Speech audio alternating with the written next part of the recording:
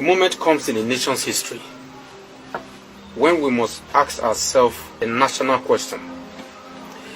And today in Nigeria, the national question is, how do we survive as a people? How do we build our country? And how do we make the difference that is capable of driving a national narrative that is effective in giving our people not only jobs, but also in developing an economy that is sustainable? A country with over 50 million arable hectares of farmland cannot complain of hunger.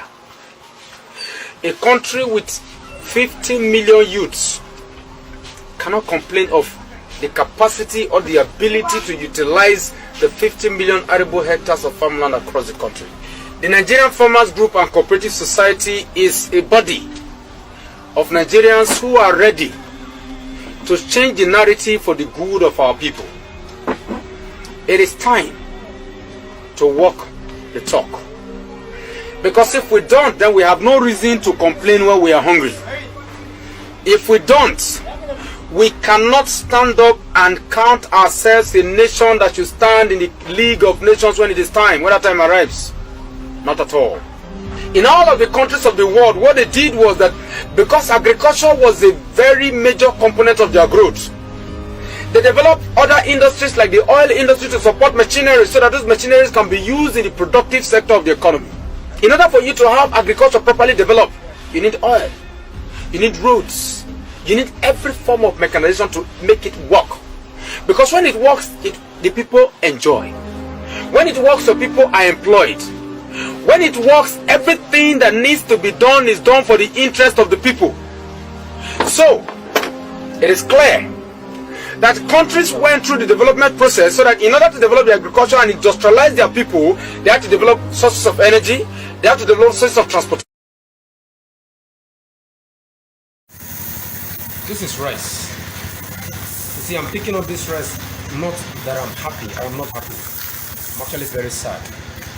Because what it takes to move this rice, process it into what you can eat and consume in this country does not take anything. But we import billions, we spend billions of naira to import this.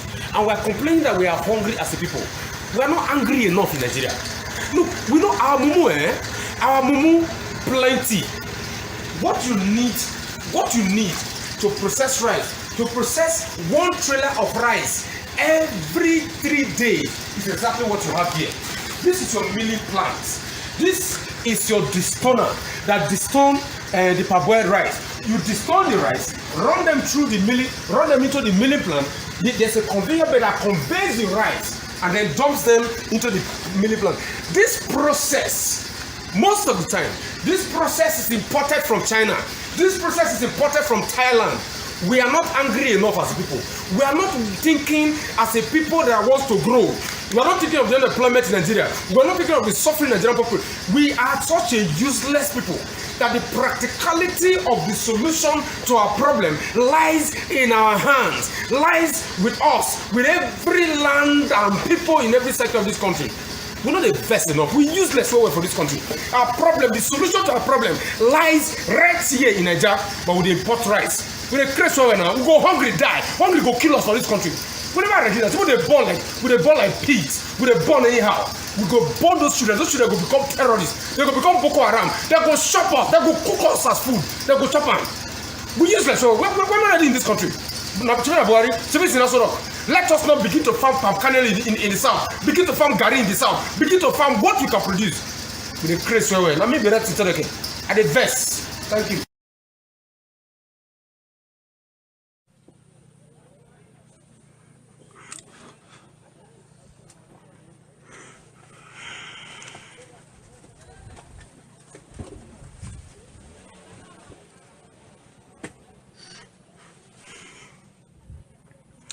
Hello. Good afternoon. This is Mr. Red Sinteleke.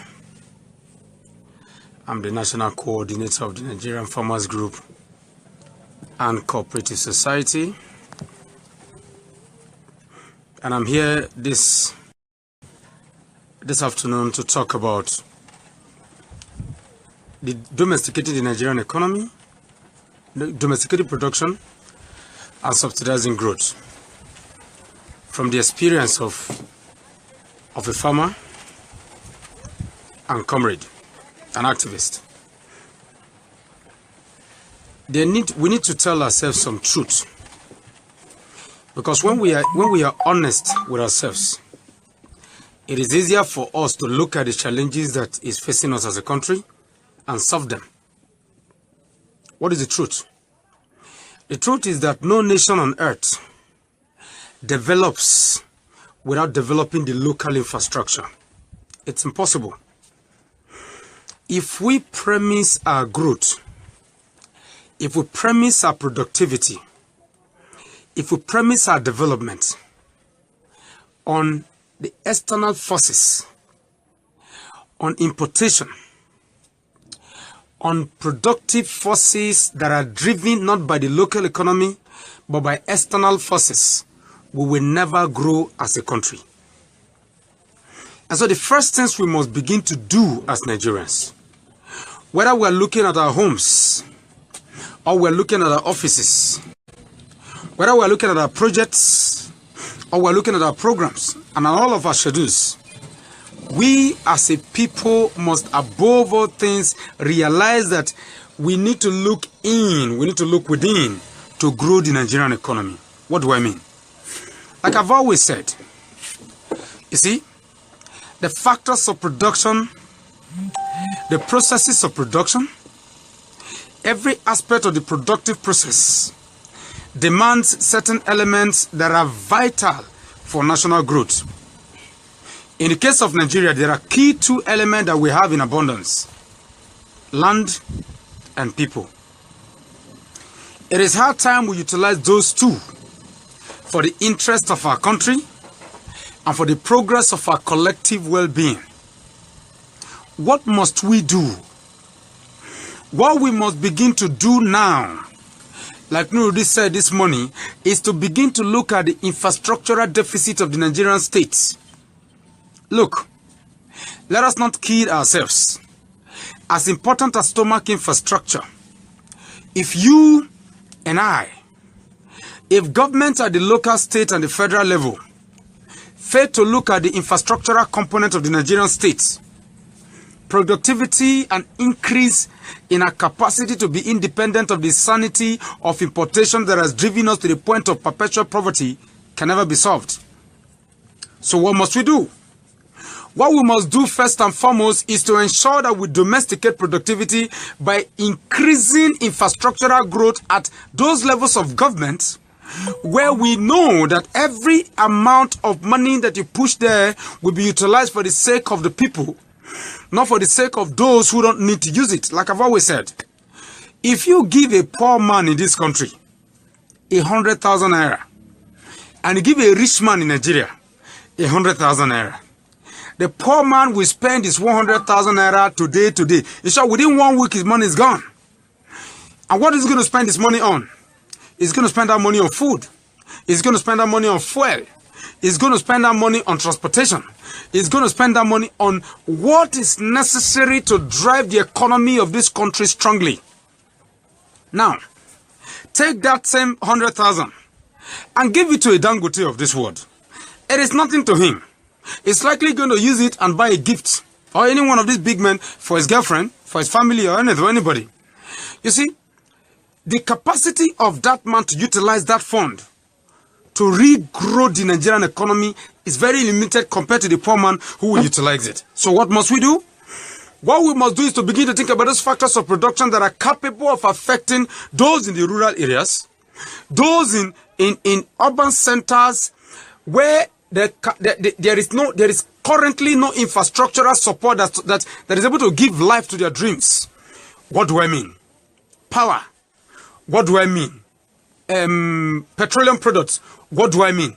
Agriculture.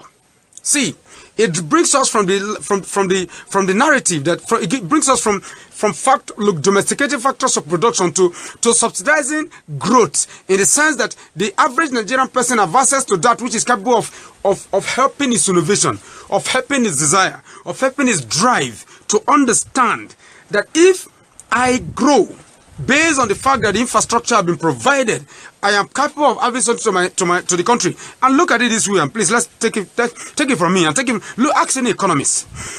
One of the finest and the most unique aspects of productive growth generally is the small business person. Is the man who employs one person. Is the man who employs 2 people. Is the man who employs 5. Is the man who employs 10. Because whatever Dangote produces, because whatever Otedela is going to push out, because whatever Wale Adenuga is going to, the media tycoon at Glo is going to push out, he needs those who are at the local level. He needs those who are at the micro level. He needs those who are at the small level, small scale level, to push, to act as the pipe that pushes whatever they are pushing out into the market, into utilization, into capacity processing, into the entire monstrous industrial process that is capable of driving real growth. So, what are we supposed to do? What we need to do, what government needs to begin to do right now, other than massive investment into infrastructure. And when we talk about this investment into infrastructure, we need to look at what they mean. 1, transportation. A farmer, and most of our productive centers that are the rural area are not able to access markets. And so you see that most farmers who are actually keen into the Buhari agricultural message don't have the capacity to move their goods from the rural area to the market. And so somebody spends 200,000-300,000 naira to produce 1 hectare of maize. How is he going to get that maize from a local village to the market so that he can make profit and continue to probably grow maize? You see it? So if the infrastructural network is not there, it is impossible for this man to do what? To move this goods. And that is why you have to give credit to this government. A lot of people will say why? Because one of the things they have done and they're trying to do is to grow is to look at transportation as a core component of industrialization. Is to look at transportation as a key element of economic growth. You're talking about rail. You're talking about fixing our road infrastructure. You're talking about connecting local communities. You're talking about connecting rural infrastructure that needs rural production line that needs to feed urban industrial circles that is capable of sending goods across to wherever they are needed. So transportation is key. Secondly, energy. See, no matter how much you do or you try to engage in the production process, once energy is not there, what you do is you escalate the cost of production. And so, for example, if you come to the farm where we are right now, we provide our own energy. Right here we have 2 Lister generator, 1 English generator, and about 5 to 6 petrol generator. That is in excess of about 100,000 naira to power all those energy infrastructure in every 2 or 3 days. That increases the cost of production for the average Nigerian farmer, for the average Nigerian businesses, for the small businessman that needs all forms of subsidies to survive. So what must government do? And what must the Ministry of Trade, Foreign Investment, and all of them do? What they must do is to encourage investment into the energy sector, because whether we like it or not, as much as the government would want to do to correct the insanity that has deprived that energy sector of continuing of the right investment, of the right growth, of the right channels of support, what must be done is to create a mix between what the government is capable of doing, between what the government is capable of guaranteeing, and what the private sector is willing to do, so that we can ensure that growth is sustained.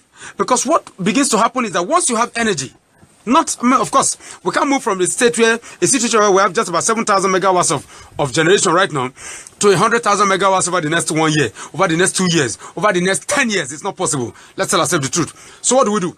Like what the Vice President suggested during the campaigns and what they said they are trying to do is to begin to create clusters of energy to those sectors of the Nigerian economy that are capable and ready to grow. And what you do is once you create clusters, you create power points, you create energy sources, you create energy points. What you begin to do is to support the cost of production, help them with regards to their cost of production, and support industrialization at pocket level, at what you call cluster level, and help in increasing productivity, domesticating productivity, and increasing output. Now, Once you are able to do that, you have been able to support the infrastructure.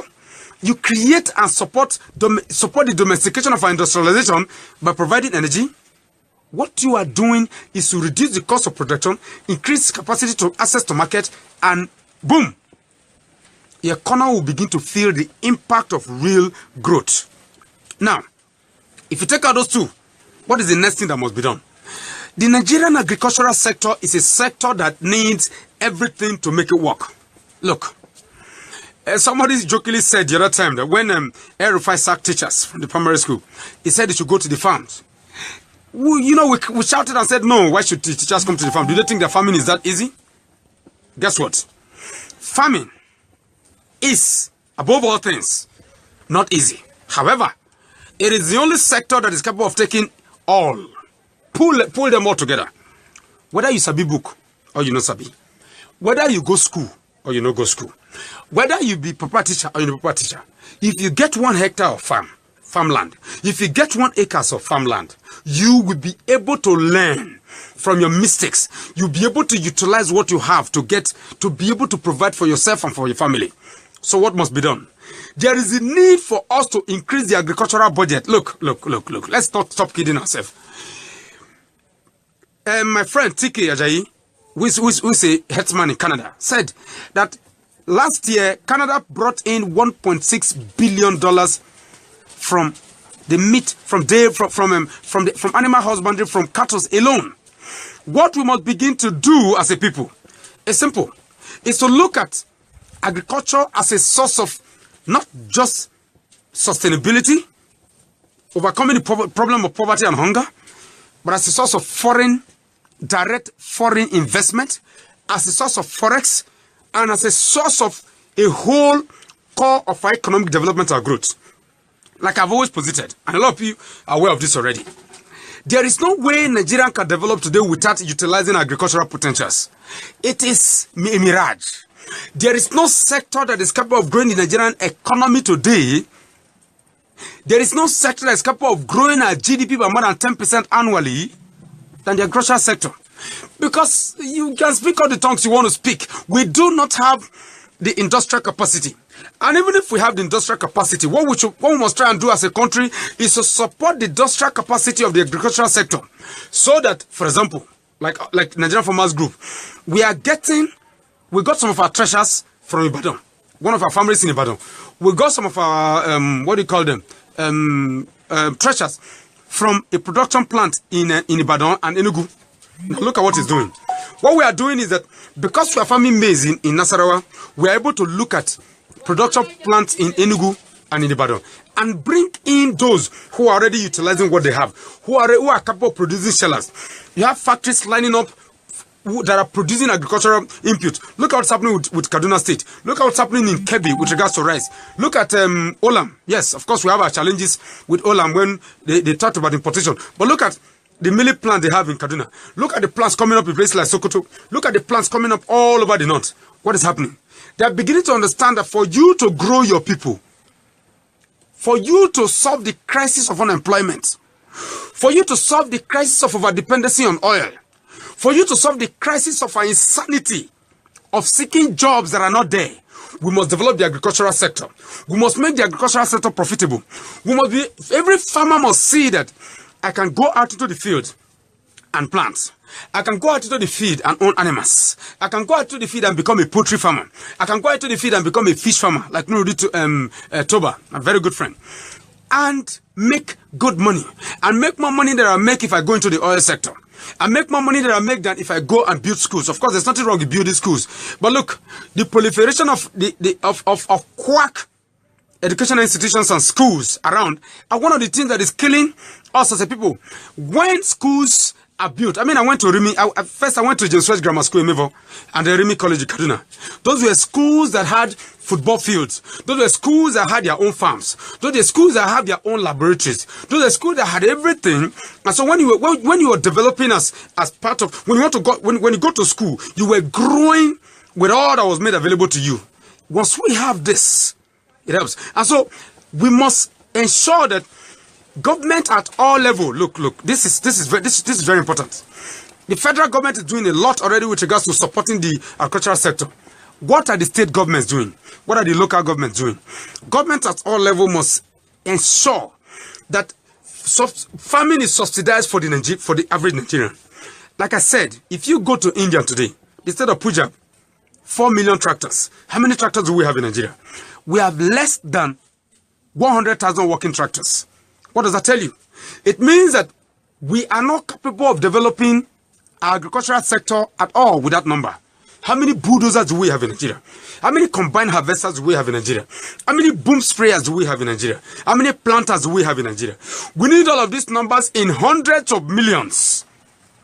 So that when you go into production, you can produce enough to take care of your local needs and then enough to begin to process for international market. How come Switzerland, that produces not one cocoa, is the biggest exporter of chocolate in the world?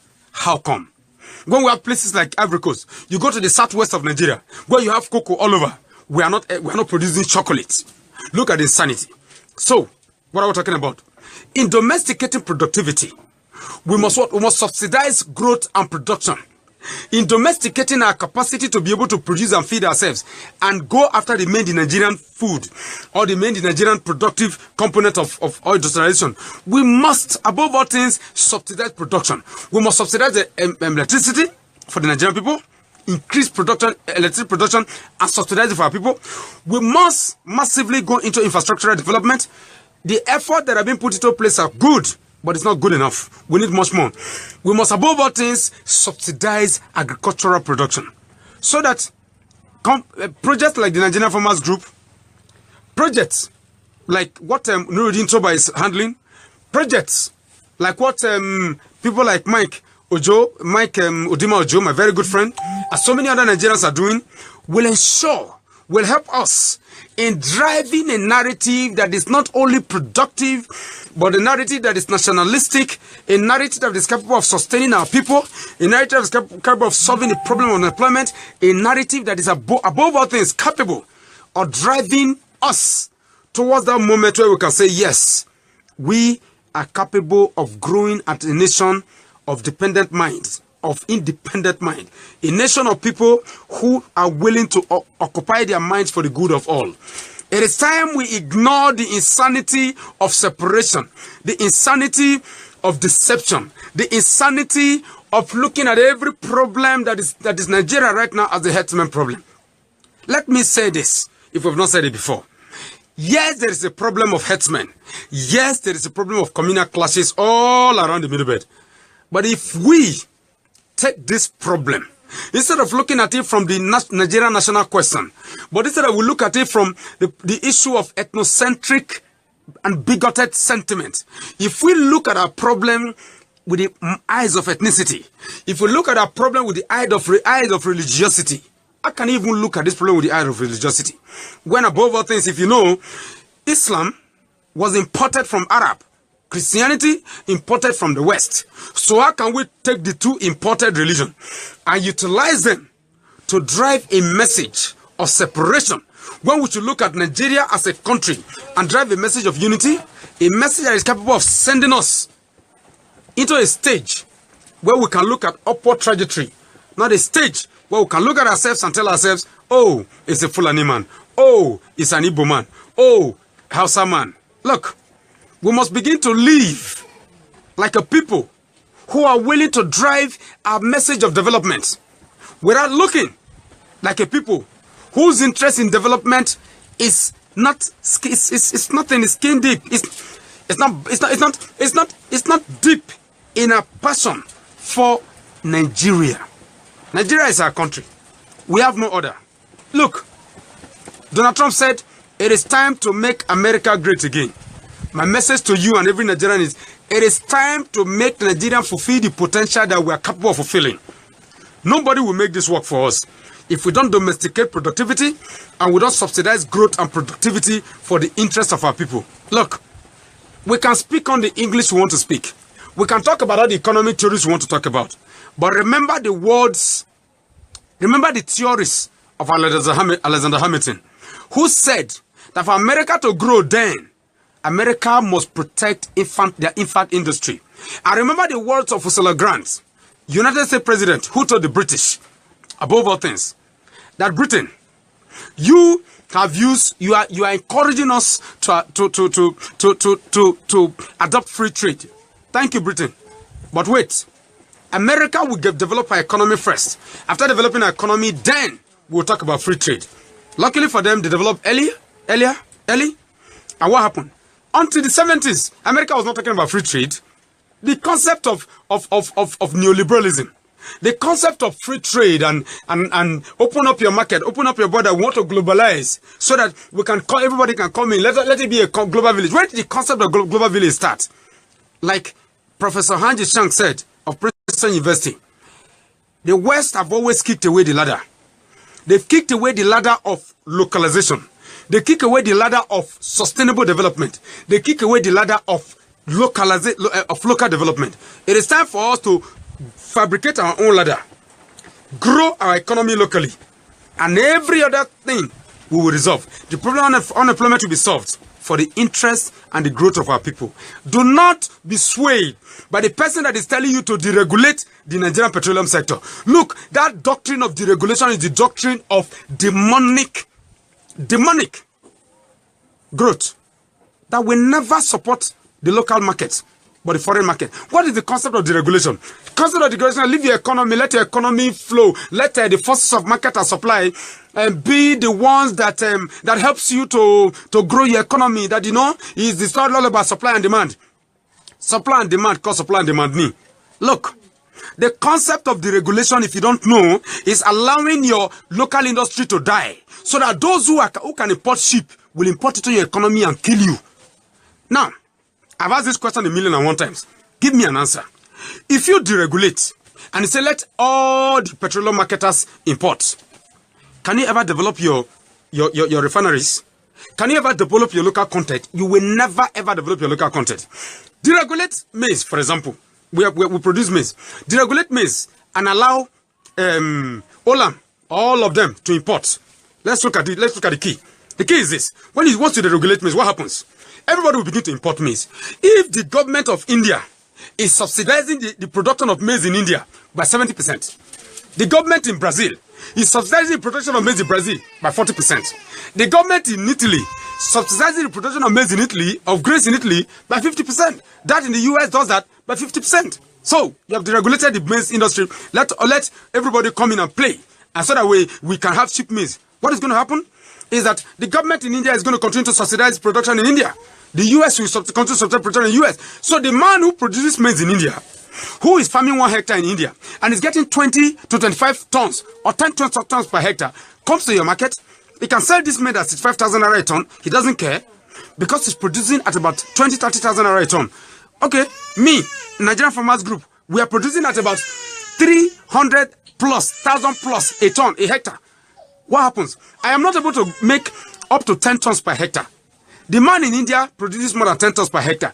Government takes away 70% of his cost. Who takes away my cost here? Nobody takes away my cost. And because nobody takes away my cost, the cost of sales here will be higher. So deregulate, okay, everybody imports. How will I be able to survive? How can I succeed? How will Nigerians succeed? Now look at the job component of deregulation as against the job component of localization and telling the Americans to go to hell. I am going to support my industry. When jobs are coming, where are they coming from? Olam is going to employ about how many people? If they decide that they want to import, how many people are they employing? Maybe 1,000. Give them 1,000 people they are employing in their factory. How many people are you going to employ in the ports? You are going to employ about plus or minus maybe another 1,000, 2,000. How many people are you going to employ in the US? Companies who are going to every other employment is generated in the countries that are importing to you. Now, if it takes 100,000 hectares to produce, take note, 100,000 tons of 10 tons per hectare. Okay, it means you're looking at about 1,000,000 tons of maize. 100 hectares. Every hectare will take about 5 workers. 5 times 100 is how many? 500,000 jobs will be created if government decides to subsidize the production of maize in places like Nasarawa. 500,000 jobs as against about 2,000 jobs that you are going to gain when Olam, for example, a company like Olam decide they want to import. You are going to generate 1,000 jobs here, 1,000 jobs at the port. So for the sake of 2,000 jobs, you are saying that 500,000 jobs should be eliminated. Now think of localizing productions in all of this, in every state. You go to Kaduna, what are they focused on? Ginger. Government gets involved and invite investors, hammer it. Go to all the states, fish and all of them. Once you decide to subsidize them, you are going to increase production. We're talking about unemployment. There is no job that the regulation will give to you that localization will not give to you times a million %.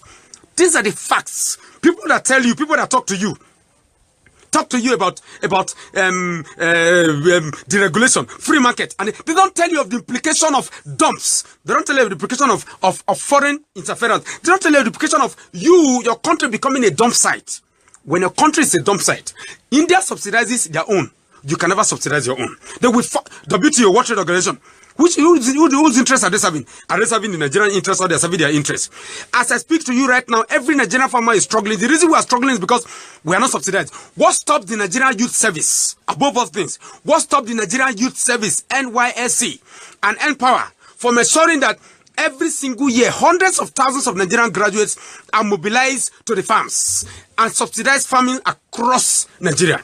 In that way, what you are doing is to develop the average Nigerian undergraduate who will have jobs, who is going to become a farmer and develop their industry. Chinese did it, it worked. American did it, it worked. Britain did it, it worked. Why will it not work here? All of the theories of economy, all of the theories of production, all of the theories of sustainability, all of the theories of sustainable growth that ignores local subsidies and local productivity are theories that are called destructive capitalism. Of course, they will tell you that capitalism has worked well. Guess what? Capitalism has never really existed. Because in the most ultra-capitalist nation in the world, like the United States, you have social security. Am I correct? You have farmer subsidies. Am I correct? You have, look, what is privatization in the first place? Privatization and the concept of a capitalist economy is the socialization of cost. You see? When the economy is suffering, take note, it is always government. When the banks failed, who bailed the banks out in Nigeria? It was central bank. Who is that? Government. When the aviation industry had problem, who bailed the aviation industry out in Nigeria? It was government. When what do you call them? Etisalat had problem recently. Who bailed Etisalat out? Federal government. When Keystone and most of these banks failed, who bailed them out? Federal government. Look at it. Look at it. Government will bail out all these big businesses. Then these big businesses will come out and tell you and I that no, you don't need government in business. What do you need government for? When the energy sector, when the petroleum sector is suffering, who subsidizes them? Government. Guess what is happening?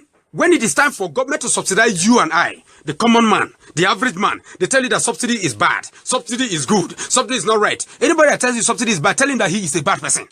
Because the truth is we need to begin to look at ourselves in the eyes and tell ourselves the truth.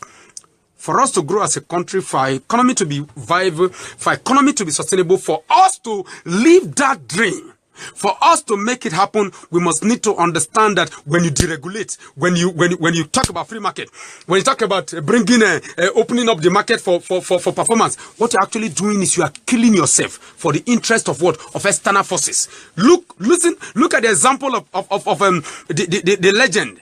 The leader of the Malaysia Revolution, the leader of the Malaysia economic emergence, people like Mahathir Ibn Mohammed. Look at the models of people like Lee Kuan Yew in Singapore.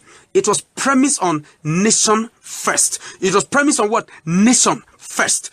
Look, nationalism is the bedrock of development. If you don't have nationalists, anybody that steals from your country and take it to build, to loot it and hand it over to go and buy houses and properties outside your country, is not a nationalist. And when you don't have nationalists, you cannot grow. That's one of the luck we have with the current president, is a nationalist. You can say any other thing you want to say, but it's a nationalist. So we need to begin to understand that localizing productivity means that we must subsidize the component and the tools and the process of production. Once we do that, we will not need to ask ourselves. Government and every private person must understand that it is time to begin to think Nigeria first, to think Nigeria always, and to think Nigeria only. There is no crime in taking care of your country. There is no crime in fighting for the interests of your country, because when you do fight for your country, what you are doing is actually to increase the capacity of your country to become self-sustaining. There is nothing as good as being able to become self-sustaining. And that is what we do with the Nigerian Farmers Group and Cooperative Society. Because right here, what we are doing is to invite Nigerians from all over the world and tell them, it is time for us to think outside oil. It is time for us to think, come to Nigeria and think, what is it that is capable of growing the Nigerian economy from within? If there is anything we have been able to do, is to prove with so much difficulties that once we come together as a united force, we can grow our economy from within. We can sustain our development. We can create that environment, that process that's capable of making all of us, making every one of us enjoy what it means to be a nation that is capable of taking care of our own. I know it's tough. I know it's hard. But if there is anything, what in life is not tough and hard? It is tough and it's hard for all of us. I'm Red Tintedeke once again. This is me discussing briefly the concept of localizing productivity and subsidizing the component, the tools of production for the sake of the Nigerian people, for the sake of the Nigerian economy, and for the growth and sustainability of our people. It is time to tell hunger bye-bye. It is time to occupy the farms. It is time to farm and feed Nigeria for the good of all. Thank you for taking the time to listen to me and have a wonderful day.